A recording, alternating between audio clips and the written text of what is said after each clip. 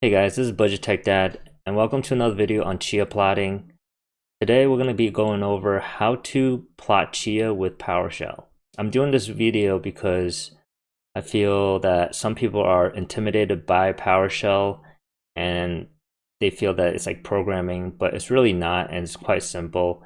Now I'm going to go over step by step how to do that. The reason to use PowerShell is because obviously it's a little more difficult than the GUI, but there's a lot of advantages to using PowerShell, and one of the biggest one is security and how to keep your wallet safe. All right, so let's get the video started. So how do we get from this GUI to this command line, right? We're going to create the command line that we will use to paste into PowerShell. So first, the command to create a plot, that is Chia plots create. In PowerShell, you're gonna have to add // here, but in like other system like Linux, you will not need this. So these criteria here, are what they call flags in PowerShell. Okay, so each criteria has a flag. To start out with, we're gonna do a K32 plot. So the flag for that is -K, and you're gonna want to put a space right here. So you go do Chia plots create space and -K, and for size 32 you do space 32, and then we'll do just one plot. So another space, the flag for that is -N, and then we'll do a space and put a 1, so that give us one plot. If you go down here, we will set the RAM, but the RAM here is actually megabytes, not MIB. So you could just set 4000, and flag for that is -B. So make sure there's spaces between every value here. So there's one space -B space 4000, and then another space for the next flag, right? The next flag is the threading. So the threading flag is -R and space then 2, which is the default here. And you could change any of this to your liking if you want to optimize your plotting. And then after that, there are flags for these two as well. If you look on your GitHub, and I'll put this link in the description below, there's plenty of flags for everything here. So if you want to do Bitfield, there's Bitfield flag here as well. But we'll just get into the temporary directory and the final directory. To set the directory, you do -T space and the directory name, and then and then space and -D for the final, and then space and then the directory. The other thing is, if you haven't created these directories, it will create that for you when you start plotting, so you don't have to worry about that. And that's pretty much it. So this is how to create with PowerShell. But then you're saying, like, how is this gonna make better and more secure for my wallet? The two flags that are really important here is what they have as -F, which is farmer key, and then -P, which is pool key. So what this does, it will create the plot according to your unique farmer key and your pool key. This skipped the step of having to import your wallet on that plotting computer and then entering your mnemonics, because I feel that the more times you import your wallet, the more risk you're taking on exposing your wallet. So this way, you don't need to put in your mnemonics. You just need to know your farmer key and your pool key, and you can plot at any computer that has the Chia application installed. So how do you find out your farmer key and pool key? I actually did a video on that. I'll put the video in the link description below, but it's quite easy, so we'll do it here as well.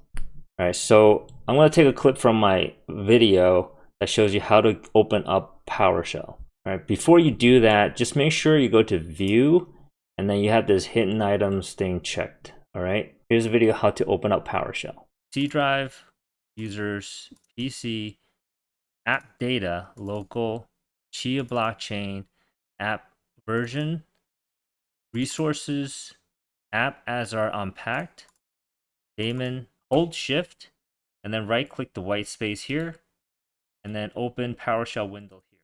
Now that you have your PowerShell open, you do // Chia plots check. Okay, this will show you your pool key and farmer key, so you can see that here. All right, so what you could do is just grab this. So this is your public pool key, right? And this is your public farmer key, like so. So now you have both. So now we'll go back to our command line here, and we do -F for farmer key. So you copy this thing, right? Space -P space your pool key. So now this line will create the plot for your wallet without you having to import your wallet in and use the Chia application to do that. So let's just show you as an example. Just copy this, paste it in here, and hit enter, and that's it. So now it's creating that plot. I'm gonna close this out because I don't want to create the plot right now. So now you know how to plot without having to import your wallet onto that plotting computer. The bonus advantage to this is you could ask one of your friends to plot for you as well. You just have to ask them to install the Chia application, give them this command line, and have them load up PowerShell, and they could plot for you. Or vice versa, you could plot for one of your other buddies if you have their farmer key and your pool key. So PowerShell is really great for creating your plots. And then it's keeping your wallet safe and also very flexible with like who could create your plots. The other thing you're gonna ask is how do you create parallel plots, right? There's no, if you look here, there's no parallel plot flags, okay?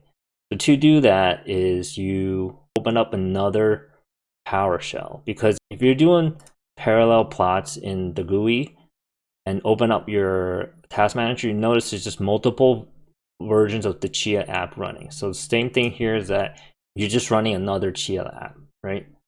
So now you have, so if you paste the command in here, that's your first plot. If you create the command in here, that's your second plot. And the next, I guess, and more advanced is people are gonna want to put a delay on their plots to optimize it. So to put a delay is quite simple too as well. There's a command called sleep. So what you do is type sleep and then the amount of seconds. So if you want to, do 1 hour, you're going to have to do like 3,600 seconds. And then you paste the command here and then you hit enter. I'm not going to do it here because it's going to wait an hour to execute this, but I'll show you.